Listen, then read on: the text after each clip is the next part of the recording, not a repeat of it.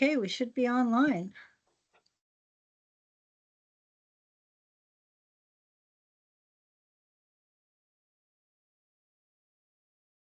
Good afternoon, everyone. Sorry we're late.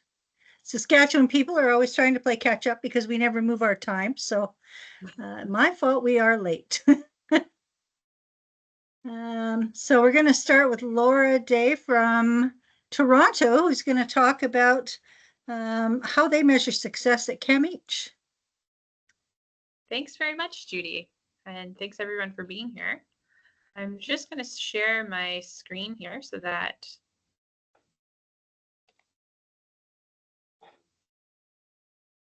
we can, here we are.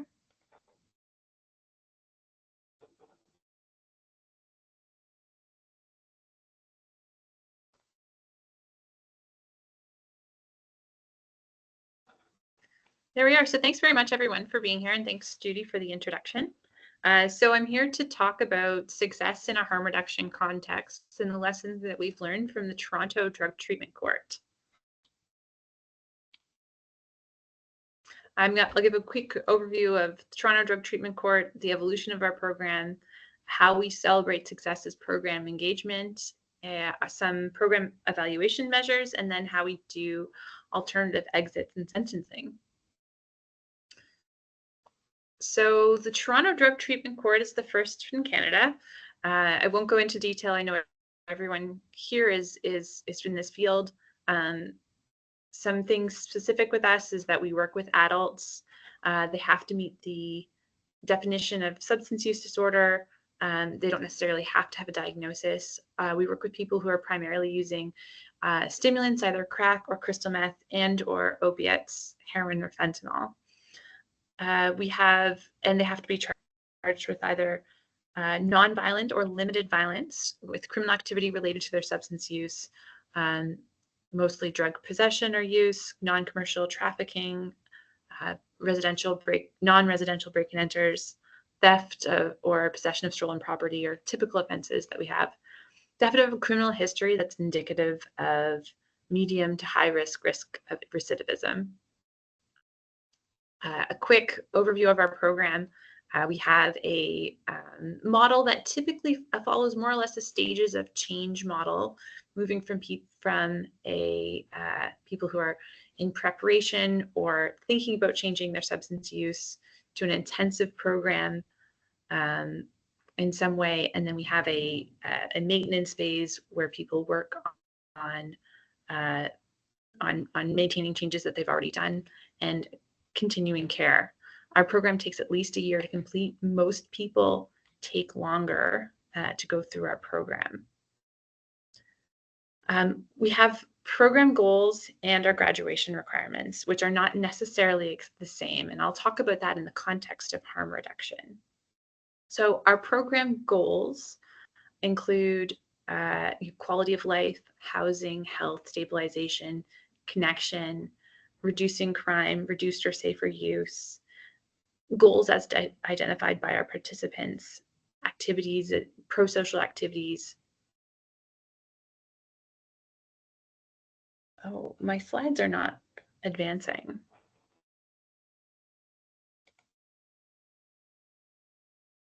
Sorry, I'm just going to try and fix this so that my slides will advance.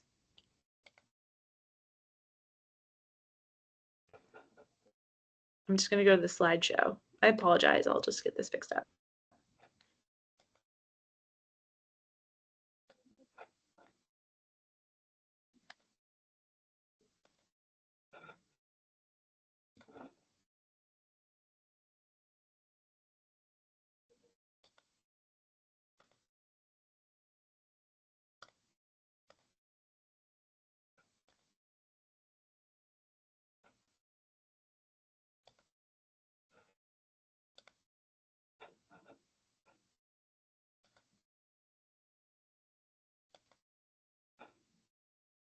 Can we see the slides now?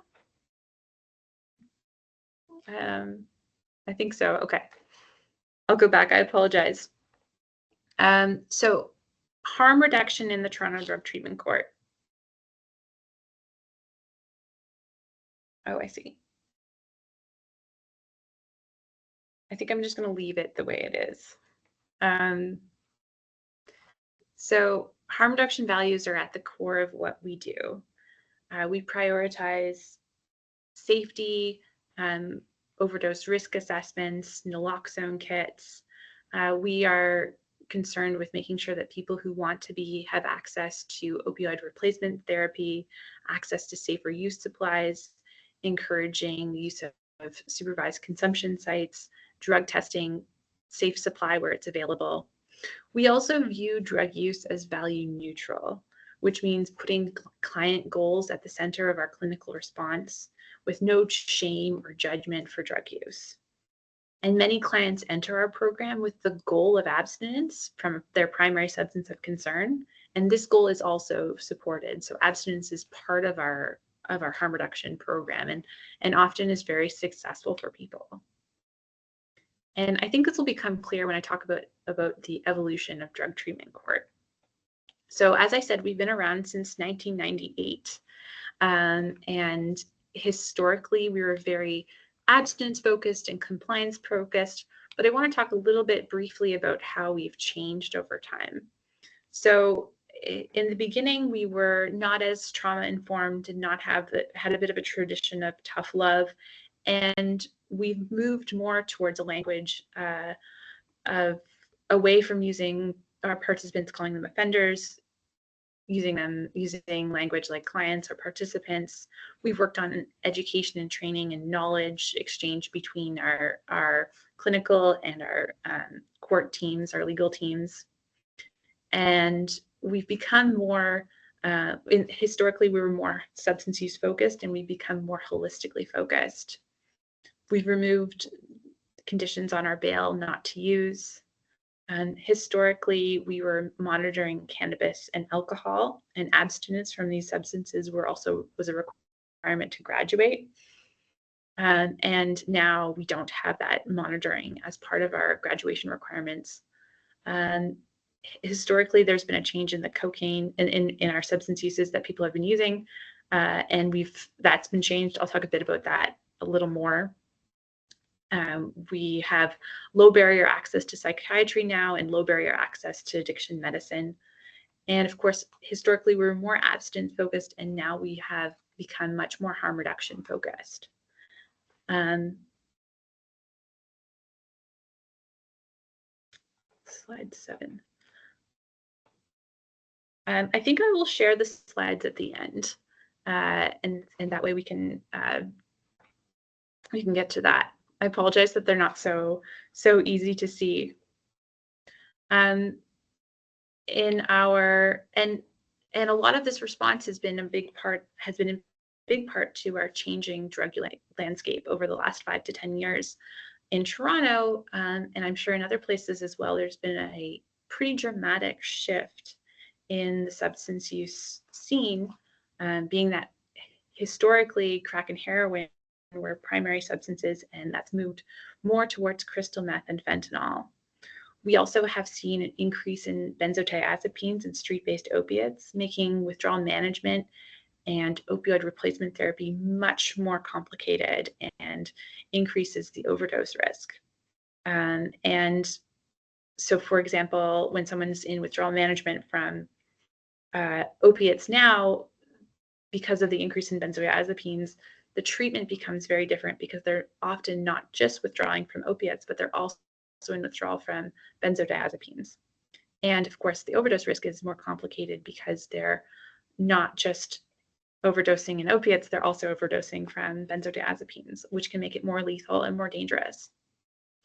We also have seen a significant increase in hospitalizations for substance-induced psychosis, infections related to tainted drug supply, and overdose. And for our clients who survive their overdoses, there's an increased risk of brain injury from those overdoses, which makes the clinical population a lot more complicated and facing more complex needs. We couple this with our housing crisis in Toronto, which means not only a lack of affordable housing, but even limited access to shelter beds. Recently, I was trying to get a shelter bed for a client who was getting out of custody, and I was shocked to find that there was a months-long wait for a shelter bed, which I have not seen in my entire career. But in our program, we do move towards celebrating success as a way to engage people in our program. So we take this idea of drug use as value neutral and focus on how people are achieving things in their recovery that are not necessarily directly changing their substance use, or and we use that as a tool to engage to encourage program engagement. So we do this as with a number of incentives. We have something called an 8+ court reward, where we track court attendance and monitor it weekly and announce it weekly as they come. And if they attend 8 court appearances in a row, there's a reward for that. We also do regular praise for following through with program requirements in court. And our clients are encouraged and celebrated for following through with tasks such as getting ID, library card, and gym membership. We also have a contingency management program for participation, where participants receive tickets for attending groups and things that can be used to attain a prize. All of this is focused on things that are not directly related to their substance use. Now, moving on to evaluation and how we're measuring success, which is the main topic here. We're redefining success. We have a new evaluation through our CAMH research department that will focus on 5 measures of success. So those are changes in drug use, changes in criminal behavior, improvements of quality of life, program engagement, and hope. The first, changes in drug use, which includes any decrease in frequency, decrease in quantity, decrease in potency or severity of drug, and route of administration, and safer practices around that. We have changes in criminal behavior. So this includes a decrease in frequency of charges, severity of charges, number of arrests, and time in custody. And we measure that through police reports, criminal records, or self-report. We're also looking at quality of life. So we think about that in terms of if clients are housed, if they have a primary care provider or family doctor, including opioid replacement therapy, if applicable, access to mental health, if they're engaging in access in mental health assessments or supports, including access to a psychiatrist and medication where it's appropriate. And then something we talk about, which is on the grid. So having a cell phone, having a library card, having things in their life that helps them be connected to people or community in some way. And so we measure this with a rental lease. Are they registered with a community care clinic or community health center? Is there documentation from a psychiatrist or a psychologist? Psychiatric care, access to vaccines was a big piece, particularly in the pandemic, of course. Access to specialists for Hep C, HIV, or having a working phone address, having a place to send mail, paying bills, completing taxes, things that make people feel connected. In terms of our 4th measure, program engagement, we consider relationship and safety within the program. Does the client attend all or some of their individual therapy, group therapy, community visits, leisure events, activities, or group? And then a shift from external to internal controls or motivation. So we measure this through just number of visits, group attendance, telephone calls or texts, and then their self-report. And our last measure is hope. So this includes, do they have a clear idea of their hopes, desires, or goals? Can they picture their quality world? Are they clear about pathways to obtain hope? Is it likely that do they feel like they're able to get to their goals? Do they believe that they can initiate and act towards their goals? And do they believe that they have the capacity to reach those goals or be successful in our program? And we have a tool to measure this, which is the sense of hope, the adult hope scale, which captures agency and someone's belief to that they can start and maintain action, and their pathways, so their belief in one's capacity to find a route to achieve these goals. And last, I want to talk about harm reduction in the context of alternative exits and sentencing. I think this is an important part of how we measure success, because the reality is that not everyone is able to achieve a full graduation. So in drug treatment, in our program, I mentioned at the beginning, a full graduation requires 3 months of not using or significant reduction, stable housing, working or school or volunteering, gone through all the stages of the program. And someone recently mentioned that this is it's like graduation with honors. But of course, we also have the option to successfully complete in our program, which is meeting all of those graduation requirements, but with substance use, but the substance use is much reduced and safer. And then we also have the option for our clients to voluntarily exit and be sentenced. And this is often a way, we often find our clients are at this position where they want to leave the program and go to sentencing because they really feel like they have achieved a lot and they've gotten everything that they're going to get from our program. And at this point, the Crown may adjust their initial position downwards based on many factors. So, of course, a major factor is the charges that they were initially faced coming into the program, the length of time since their last charge, and the diminishing severity of charges. How much time they spent a factor is how much time is spent in pre-sentence custody, any physical health challenges they have and supports around that, if there's any external events, how much time they've spent in the program, and also their participation in the program. So group or individual attendance, screen attendance, court attendance, and completion of programs outside of drug treatment court, including time in residential treatment or withdrawal management, as that's looked at very seriously. And also, of course, social stability factors like housing, employment or school, and other social supports, which are all indicators of reduced risk of recidivism. And that's from the Crown's perspective, but it matches what our program goals are. So it matches the goals that we have in our program of helping people achieve that sense of social ability and a lot of our program goals and outcomes. So I apologize for all the trouble I've had with my slideshow, but I'll just come back here. And are there any questions we're doing questions at the end? Oh, we wanted to see slide 7. Judy, do you want me to show slide 7 now? Sure. Yeah, go ahead. Okay. And take any questions specific, I would think, at this point, and then I can go into mine. Be easier for everyone. Okay. The question was to see the program goals and graduation requirements. So I'm just going to pull that up. I can share my screen again.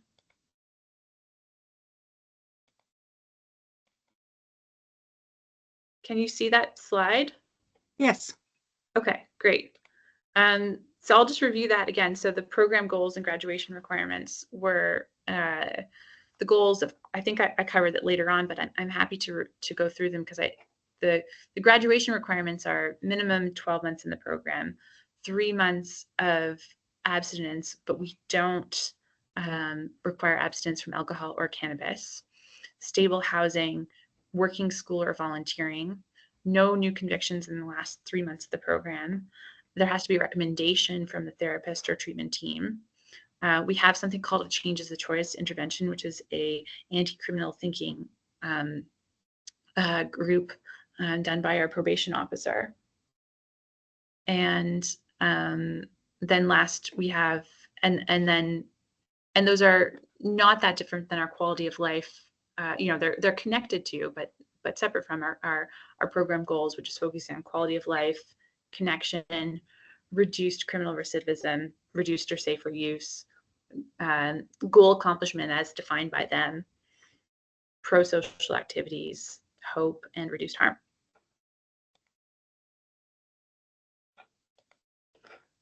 So I hope that was what you wanted.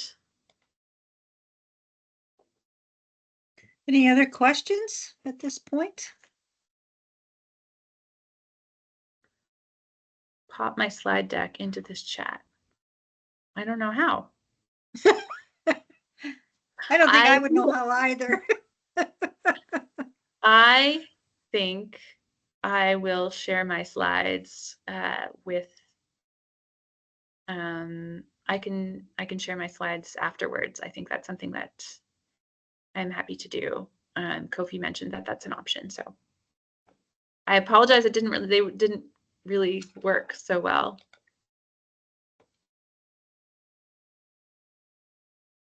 Okay. Last call for questions this point on Toronto.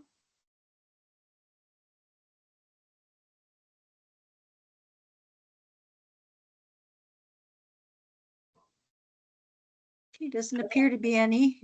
If there's more, there'll be time at the end too, I think, so that's fine. Yeah, mine's going to be short. Yep. Okay. All right. Now I need to figure out how to share mine. That's going to be cute. Okay. Share.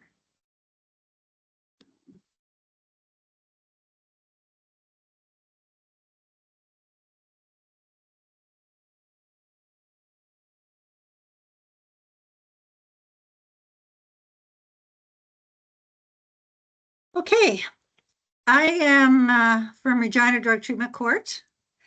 And here we go with the slides again. Let's show. And you really need a technology course.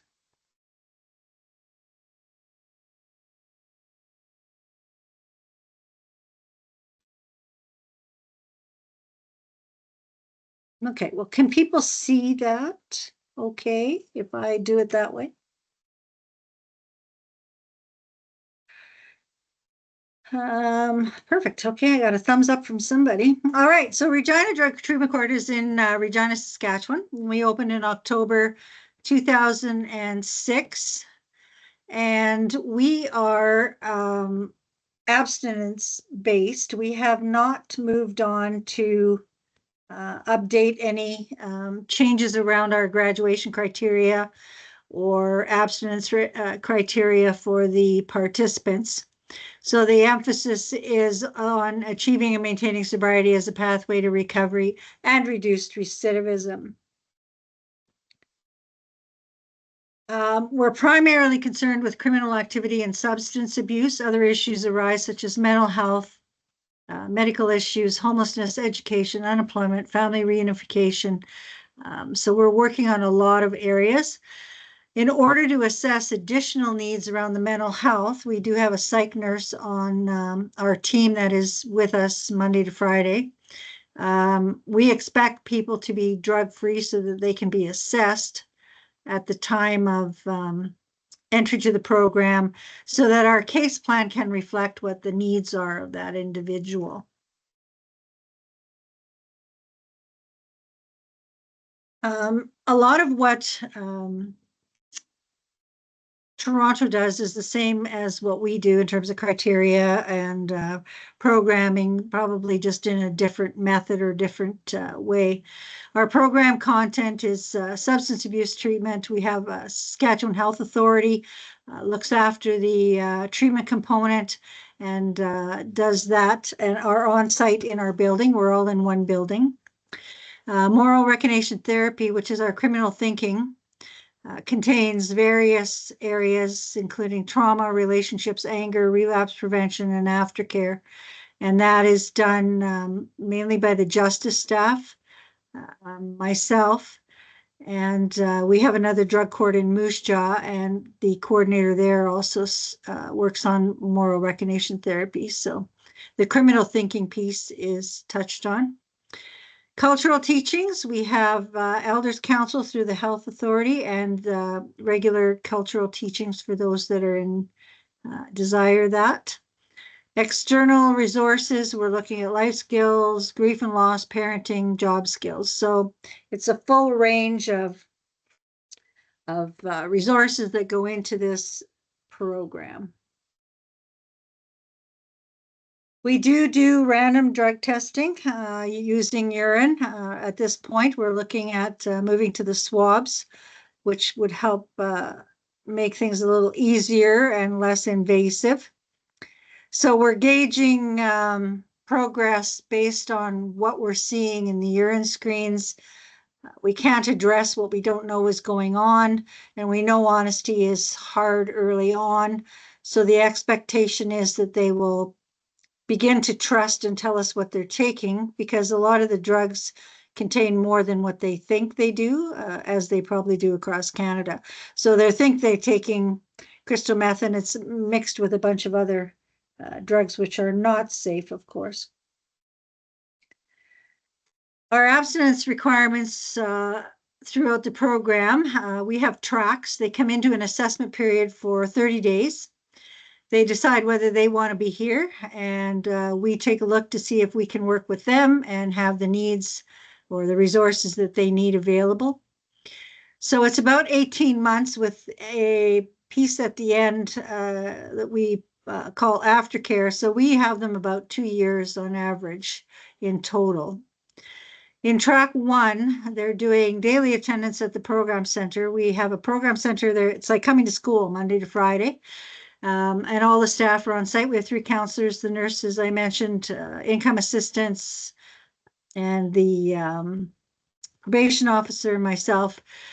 So they're here doing educational groups, therapy, one-on-one counseling, nurses helping look after all their medical needs. We try and get them all their glasses and teeth fixed up and all those things that are usually really important at the outset so that they can focus on what they need to going through the program. Track 2, we look at criminality. That's where the moral recognition therapy comes in, and there's a bigger focus. Life skills, many don't have a lot of the life skills that they need to move forward. It's not something they've focused on while they've been in their use and criminal lifestyle. So we try and get that set up, get them back on the grid is what we like to say. So they must obtain health cards and ID and all those types of things, and start looking at how to get a driver's license, because in track 3, we're expecting them to be at work or in school. And in order to graduate, they'd need to move forward with 90 days abstinence. So there is an abstinence component to each one of those tracks in order to move forward.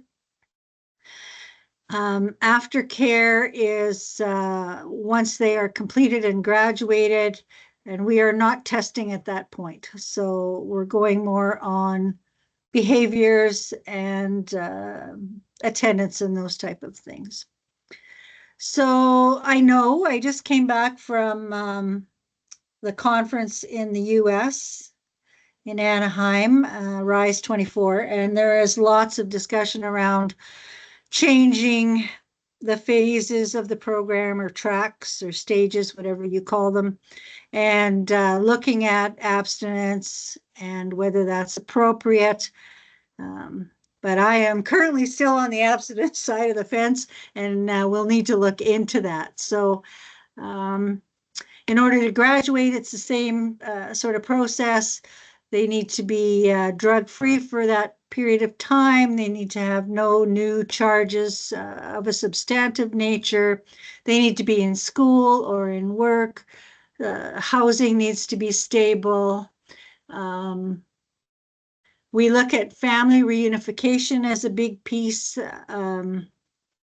Many individuals, and I find a lot of men lately, are working on getting their children back in their lives. And some are the single parent by the time they're done drug court, and they have their children back in their life. So we have a assessment, I guess it's called. It's called the Life Ladders. I'm not sure if anyone else uses it across Canada, but I can put that in with my presentation. It was used when I came here in 2009. They were doing a evaluation, and they had used this Life Ladders to measure the different areas of their life and how satisfied they were. So they do that a couple times while they're in the program, and that's sort of how the measurement in terms of life areas and happiness in those areas and changes in those areas are documented. So I think that's basically all I want to say about the abstinence piece. If anyone has any questions, I'll do my best to answer. But it's kind of interesting because we are on two different sides of the coin here. Laura's on one side, we're on the other. We test for everything. There's no alcohol or marijuana allowed while they're in the program. So that's where Regina Drug Treatment Court sits. Thank you. Any questions for either one of us?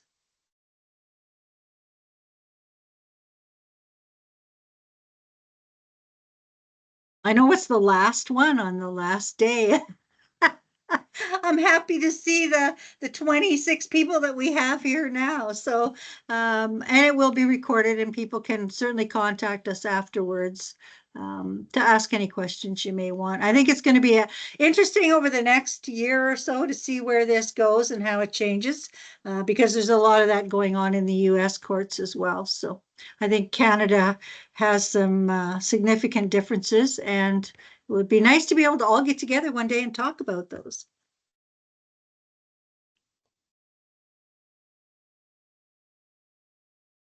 Okay, no questions. I guess we're good.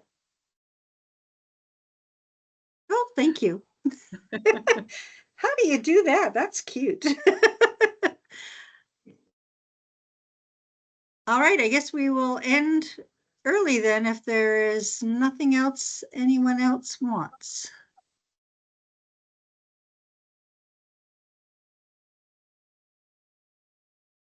Thanks for being with me, Laura. That was great to learn about your program. Yeah, thank you, Judy. It's so nice to learn about yours. All right. Thanks, everyone.